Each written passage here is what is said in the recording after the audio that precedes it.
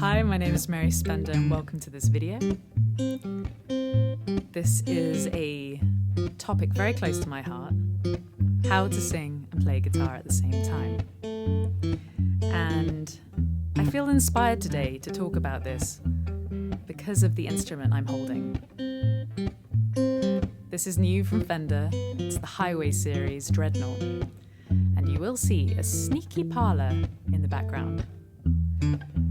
I've been playing around with these guitars for the last few days, and I know that there will be some strong opinions on the internet, but I'm kind of blown away. And I was thinking to myself, who is this for? This seems like a tool for the working musician, or the aspiring working musician. A way to avoid some of the common problems when you're performing live with an acoustic.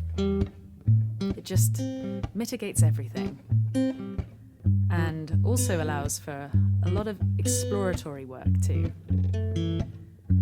And so I have paired it with the Tone Master Pro. So that's what you're hearing it go through. But we'll get back onto the guitar later, but thank you to Fender for sponsoring this video. I now want to give you some tips that you can use and put into practice. And this is something I've been doing for a very long time now, because I was just desperate to play songs, and then I was desperate to write songs, and I wanted a way of accompanying myself. So, my first tip, if you're wanting to sing and play guitar at the same time, is choose a simple song. I'm following my own advice here because one thing that I don't do so often is talk and play at the same time. So I've chosen a rhythmic but relatively simple loop to accompany us today. So choose something with a basic chord progression. So many hits out there are really easy to play, and finding music that you love will encourage you to keep practicing. Something with simple chord changes, so you're not thinking too much, you're not hurting your hand as well. And this will just help you coordinate singing and playing, learning to multitask whilst playing the instrument. So, to make life a little bit easier, you need to know the guitar part inside out and the vocal part, so learn them separately. Really get to a point where you're not looking at your fingers anymore. You're not trying to, look at the frets and determine which chord you need to go to next. You just have it in you, and you can look away and you can just, daydream a little bit. And then with the vocals, I want you to know where you're going to breathe. I want you to learn the lyrics off by heart.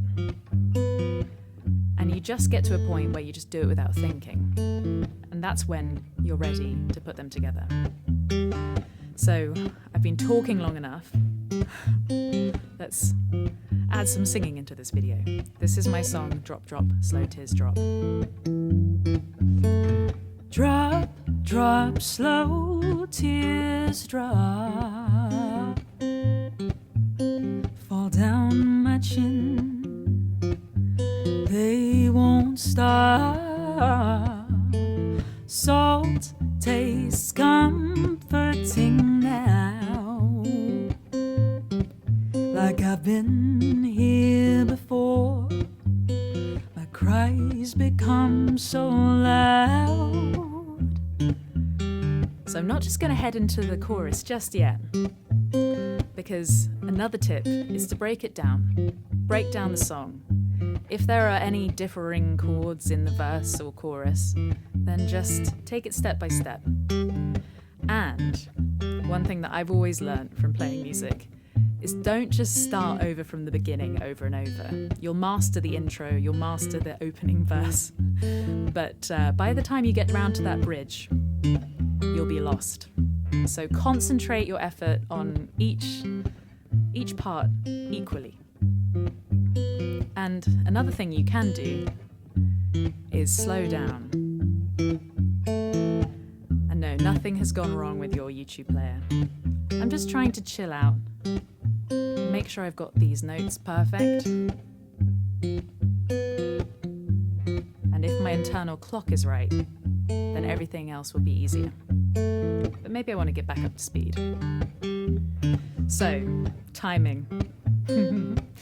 You need to work on it as a musician. It's super, super important. It's more important than any crazy licks that you're ever going to learn. If you can groove and follow a click, you'll be fine. The other thing that I do preach, and the reason that I play fingerstyle rather than strumming loudly underneath my vocal part, is because of the volume. You want to balance both instruments equally, and you don't want to hurt your voice by, trying to play over some overactive strummy playing, How did I find the time to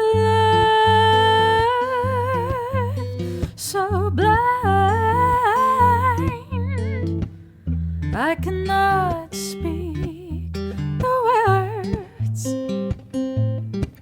of your deceit, your make-believe. You didn't believe me, didn't believe me, didn't believe me, didn't believe me.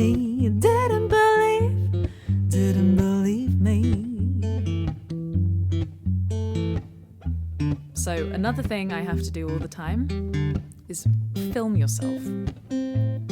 I know that this is embarrassing for a lot of people, but now with phones and their cameras, it's so easy to do. And it will be, time-saving. Because I was practicing with camcorders, and then having to upload that footage onto computers 15 to 18 years ago was not as easy as it is today. So film yourself. Make sure that you're not looking down at the floor, you're not looking at your hands, you're not curled over the guitar. You want to stand up straight, you want to present yourself great, and you want to be able to make sure that you can make that audience feel super, super comfortable. You want them to feel on your side. The more relaxed they feel, the easier it will be for them to enjoy the performance. And that's all you want in the first place. So, have a lot of patience practicing these tips. And there's another thing that you can do, just to allow yourself to learn each part and let the train roll underneath you, is have a backing track. Or a loop. Something I'm building right now. And this just allows the train to roll underneath you, allows you to relax a bit, especially when you're learning. And then you can just take your hands away. Maybe if you're getting a little bit stressed out in the performance, you can rely on the loop, you can sing over it, or you could sing a solo.